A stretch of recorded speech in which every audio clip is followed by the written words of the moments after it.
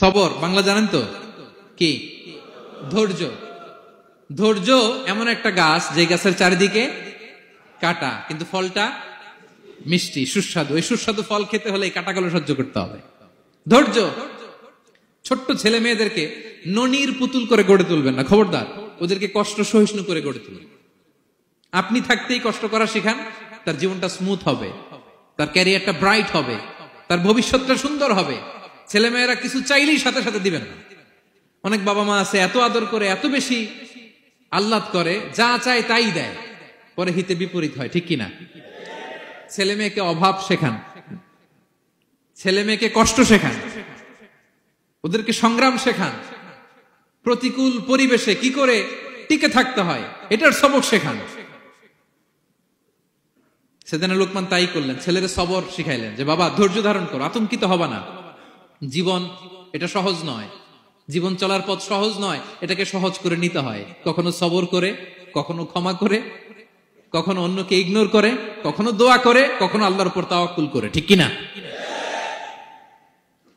ছেলে মেয়েকে আদর করে বোঝাবেন, বাবা এখন তুমি বাবার হোটেলে খাও, মায়ের হোটেলে ঘুমাও।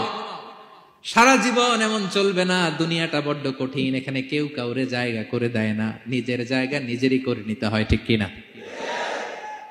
ছোটবেলা থেকেই তাকে দৃঢ় মনোবলের করে তুলতে হবে যে বাবা দুনিয়াটা এত সহজ নয়, এটা সহজ করে নিতে হয়। This is the life hacks. এই লাইফ হ্যাক গুলো আপনি শিখাবেন, লাইফ লেসন গুলো শিখাবেন। ধৈর্য ধরো, সৎ কাজের আদেশ দাও, মন্দ কাজের নিষেধ করো। এগুলো করতে গেলে একটু বাধা বিপত্তি আসবে, কিন্তু শেষ হাসিটা তুমিই হাসবে, ঠিক কিনা? বিজয় তোমারই হবে। কি বলেন? সময়ই কথা বলে, সময়ই কথা বলে। বিপদে ধৈর্য ধরো। বিশ্বনবী আল্লাহ বললেন, ওসবির আলা মা ইয়াকুলুনা ওয়াহজুরহুম হাজরান জামিলা। নবী হে, বিপদে ধৈর্য হারা হবেন না। ভালো সময় সামনে আসছে, মক্কায় আপনারে কষ্ট দেয়, গণক বলে, জাদুকর বলে, পাগল বলে, মদিনাতে বিজয় আপনারই হবে, ঠিক কিনা? ছেলে মেয়ে যেন আশাবাদী হয়ে গড়ে ওঠে, হোপফুল, আতঙ্কিত যেন না হয়। কষ্ট শিখান, ধৈর্য শিখান। আচ্ছা গেল। এরপর তিনি বললেন, ওয়ালা তুসাইর খাদ্দাকা লিন্নাস। ও আমার কলিজার টুকরা সন্তান, ওয়ালা তুসাইর খাদ্দাকা লিন্নাস। অহংকার করে মানুষ থেকে মুখ ফিরিয়ে নিও না। ছেলেরে এবার সোশ্যাল বানানোর চেষ্টা করতেছেন, হ্যাঁ? ওয়ালা তুসাইর খাদ্দাকা লিন্নাস। দেখেন একটার পর একটা, প্রথমে স্রষ্টারে চিনাইলেন, তাই না? এরপরে স্রষ্টার ক্ষমতা সম্পর্কে শিখাইলেন, এরপরে আধ্যাত্মিকতা শিখাইলেন, এরপরে ইবাদত কি সেটা জানালেন, এরপরে তিনি সোশ্যাল এঙ্গেজমেন্ট কিভাবে করবেন, সোশ্যাল রিফর্ম কিভাবে করবেন শিখালেন। এবার মানুষের সাথে কিভাবে মিশতে হয় সেটা শিখাচ্ছেন। মানে পিপল ওরিয়েন্টেড হও। ওয়ালা তুসাইর খাদ্দাকা লিন্নাস। অহংকার করে মানুষের থেকে মুখ ফিরিয়ে নিও না, মুখ ছিটকাবে না। মানুষকে সম্মান করো, মানুষের সাথে মেশো, বি পিপল ওরিয়েন্টেড। আমাদের অনেক ছেলে মেয়েরা মানুষের সাথে মিশতে পারে না। দোষ কার? বাবা মায়ের, শেখায় না। একটা সময় আমাদের মনে আছে, ছোটবেলায় মেহমান আসলে আমরা এত খুশি হইতাম, কি বলেন? মেহমানের কাছে যাইতাম, সূরা শোনাইতাম, কবিতা শোনাতাম, এটা খেলতাম, ওইটা করতাম, যাওয়ার সময় আমাদেরকে টাকা দিয়ে যেত, হায় রে খুশি। এখন দেখবেন টেনে হিসেবে মেহমানের সামনে আনা যায় না। এরকম আছে না নাই?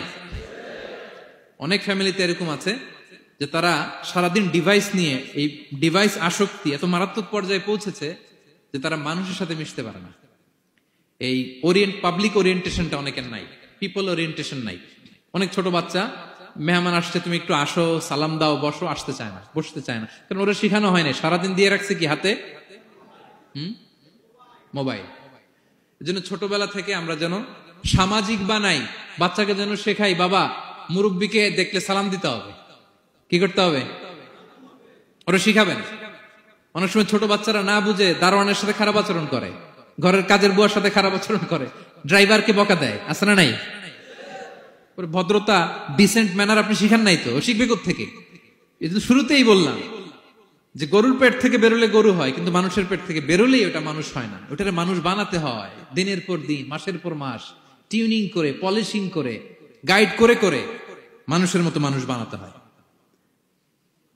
তাহলে ছেলেনে বললেন ওয়ালা তুসাইর খাদ্দাকা লিন্নাস, তোমার চেহারাকে মানুষ থেকে ফিরিয়ে নিও না, গণমুখী হও, মানুষের সাথে মেশো। ছেলে মেয়েদেরকে এটা বলবেন। শহরে থাকলে মাঝে মাঝে গ্রামে নিয়ে যাবেন, কাদার মধ্যে ছেড়ে দিবেন, হাট বেটা, হ্যাঁ, কাদায় ছেড়ে দিবেন, পুকুরে ছেড়ে দিবেন, দৌড়াদৌড়ি করতে করতে তারপরে তারা শিখবে, দেখবে। মাছ, জ্যান্ত মাছ দেখে নাই আমাদের অনেক ছেলে মেয়েরা, আছে না নাই? ওরা ভাবে মাছ বোধহয় ওই ইয়ের মধ্যেই পাওয়া যায়, শপিং মলেই পাওয়া যায়, ফ্রিজের মধ্যে থাকে, এরপরে এটা খাইতে হয়। জ্যান্ত মাছ দেখলে দেখবেন ভয় পেয়ে গেছে, কারণ শেকড়ের সাথে এদের কোনো সম্পর্ক নাই।